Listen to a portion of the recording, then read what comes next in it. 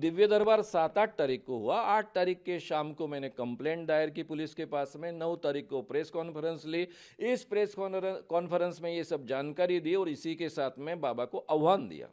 उनको कहा कि आपके जो दावे हैं, सीधे सीधे आप कहते हो कि लोगों के नाम आप बता सकते हो, उनके पिताजी का नाम बता सकते हो, उनकी उम्र बता सकते हो और उनके टेलीफोन नंबर बता सकते हो और घर की चीज़ें बता सकते हो। तो सीधा सीधा ये आह्वान उनको दिया कि हम ये आह्वान नागपुर के पत्रकारों के सामने कंडक्ट करेंगे।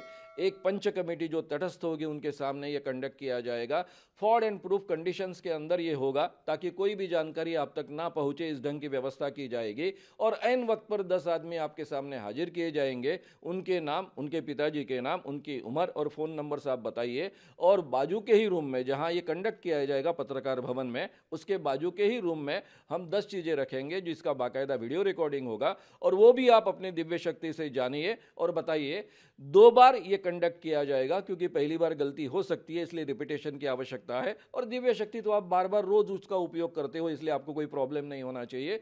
और दोनों बार अगर आप 90% से ज़्यादा करेक्ट कहते हो तो अखिल भारतीय अंधश्रद्धा निर्मूलन समिति का 40 सालों से जो आह्वान दे रहे हैं उसका भी 30 लाख रुपए का पारितोषिक है, वो आपको मिलेगा। अगर आपको पैसे नहीं चाहिए तो वैसे ही आप आइए, केवल दिव्य शक्ति सिद्ध करने के लिए आइए। और 2 बार आप अगर ये सिद्ध कर पाए 90% करेक्ट, तो मैं आपके चरणों पर माथा टेकूंगा, आपसे माफ़ी मांगूंगा और हमेशा के लिए अंधश्रद्धा निर्मूलन समिति का काम, जो समिति गए 40 सालों से काम कर रही है, कहती है कि हम धर्म के खिलाफ नहीं, भगवान के खिलाफ नहीं, लेकिन धर्म और भगवान के नाम पर जो लोगों के साथ में ठगी करते हैं, उनका शोषण करते हैं, उन लोगों के खिलाफ यह समिति काम करती है। और आज तक हजारों बाबाओं, मांत्रिकों, शरीर में देवी लाने वाले शरीरों यानी लोगों को और ज्योतिषियों को हमने एक्सपोज किया है, बड़ों बड़ों को नागपुर से खदेड़ा है। इसीलिए नागपुर को पोलखोल शहर कहा जाता है। ये समिति हम बंद कर देंगे, माफ़ी भी मांगूंगा और समिति भी बंद करूंगा, ये जाहिर तरीके से कहा है।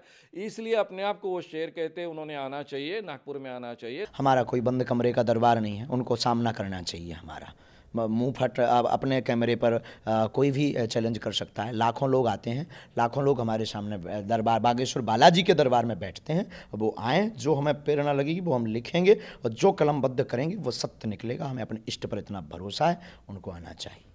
8 तारीख को पहले बाकी जो वीडियोस उपलब्ध है उसके आधार पर, और 10 तारीख को नागपुर में जो उनके दरबार भरे और प्रेत दरबार भरे, उनके वीडियोस के आधार पर ये शिकायतें की है। तो नागपुर पुलिस ने सीधे सीधे इसके लिए उनको बुक करना चाहिए, एफआईआर दाखिल करना चाहिए और आगे की कार्रवाई करनी चाहिए। छवि हमारी खराब की है। हमारे बागेश्वर धाम के पागल लगे हुए हैं। नागपुर में ही हमारा बागेश्वर धाम से समंडल लगा हुआ है और जो आए दिन उनका मुंह तोड़ जवाब दे रहा है। और भारत का प्रत्येक सनातनी व्यक्ति भी अब जवाब दे रहा है और उन सबको बाइकआउट किया जाएगा जो जो सनातन धर्म के खिलाफ बोलेगा। उन्हें दरबार में आना चाहिए, किराया खर्चा हमसे ले लें, हम गीला करके भेजेंगे उन्हें वापस। राम कथा के विरोध में तो हमारा कोई कहना नहीं, हमको अधिकार भी नहीं है कहने का, ना कानून के तहत कोई अधिकार है। तो इसलिए जब तक नागपुर में दिव्य दरबार नहीं भरेगा तब तक ये एक्शन कैसे होगी।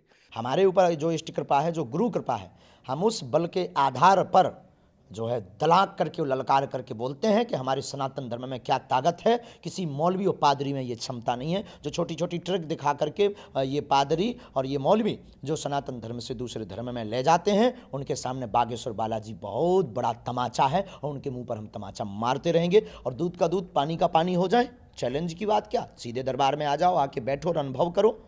लाखों लोग आते हैं, उनसे पूछो, उनसे अनुभव करो। वो बुद्धू थोड़ी है, हम किसी को बुलाते नहीं हैं, हम किसी कोई दावा नहीं करते हैं। हमें जो इष्ट कृपा होगी हम वो लिखेंगे, जो हमारे गुरु की कृपा होगी हम वो लिखेंगे, जो हमारे हनुमान जी प्रेरणा देंगे हम वो लिखेंगे। और जो भी लिखेगा हमें इष्ट पर भरोसा है वो सच और सत्य निकलेगा। अगर ये अंधविश्वास है अपने ईश्वर की, अपने आराध्य देव की और सनातन धर्म का प्रचार करना अगर अंधविश्वास है तो प्रत्येक भारत का सनातनी जेल जाना चाहिए, वरना ये मुंह चलाना बंद कर देना, वरना ठटरी मारेंगे। चमत्कार का प्रयोग प्रदर्शित कर कर अगर कोई आर्थिक प्राप्ति करता है तो सीधे सीधे कानूनन अपराध है। और महाराज जी दावा करते हैं कि वो अपने भक्तों का नाम अपने आप जानते हैं, उनके पिताजी का नाम जानते हैं, साथ में केवल इतना ही नहीं तो उसके साथ में उनकी उम्र वो बता सकते हैं और उनके मोबाइल नंबर बता सकते हैं। भक्तों के घर में कौन सी चीज़ कहाँ रखी है ये भी वो बता सकते हैं। ये दिव्य शक्ति है, इसको इंट्यूशन कहा जा सकता है, टेलीपैथी कहा जा सकता है, और कहीं भी जाकर देखने की क्षमता, इसको क्लेरोवैंस कहते हैं। दुनिया में आज तक ये सिद्ध नहीं हुई। तो ये चमत्कार है, ये चमत्कार वो कर बताने का दावा करते हैं। उनके वीडियोज़ में सब जगह उपलब्ध है और प्रचार प्रसार कानून अपराध है। तो इसके आधार पर उनको सीधे सीधे ये कानून की धारा लागू होती है। ये कानून की धारा जो होती है वो 3(2) ऐसा कहा जाता है। 3 नंबर का 2 सेकंड पार्ट इसको कहा जाता है।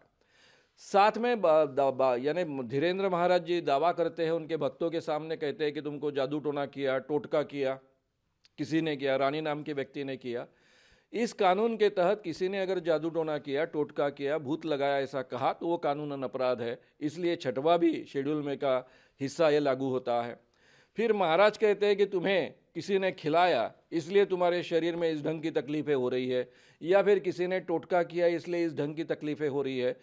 8वें में ये बात कही गई है कि अगर कोई कहता है कि किसी अतीन्द्रिय शक्ति के कोप के कारण इस ढंग से शारीरिक बीमारियां हुई है तो उसके लिए भी कानूनन अपराध तय हुआ है।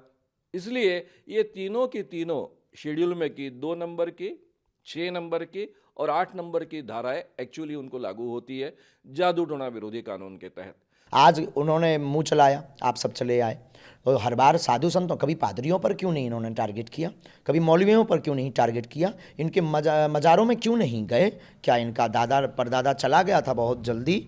उनके घर पे भी कभी जा कर के देखो, नानी याद आ जाएगी। यह भारत देश इतना विचित्र देश है, यहाँ पर सनातनी हिंदू, सनातनी संत और सनातनी भक्तों पर टारगेट उठाना, उंगली उठाना बहुत सरल है, पर दूसरे धर्म के बारे में वो लोग जो है चीपटा नहीं करते, क्योंकि उन्हें पता है भारत में रहना मुश्किल हो जाएगा। इसलिए हम हिंदुओं को जगाने की बात करते हैं। बहुत बड़ी मिशनरियाँ पीछे लगी हैं, जिनके करोड़ों रुपए खर्च हुए हैं धर्म बदलवाने में। उन्होंने ही हमारे ऊपर यह टारगेट किया है, वामपंथी है। और हम यही कहेंगे, दूध का दूध और पानी का पानी हो जाए, आ जाओ हमारे दरबार में।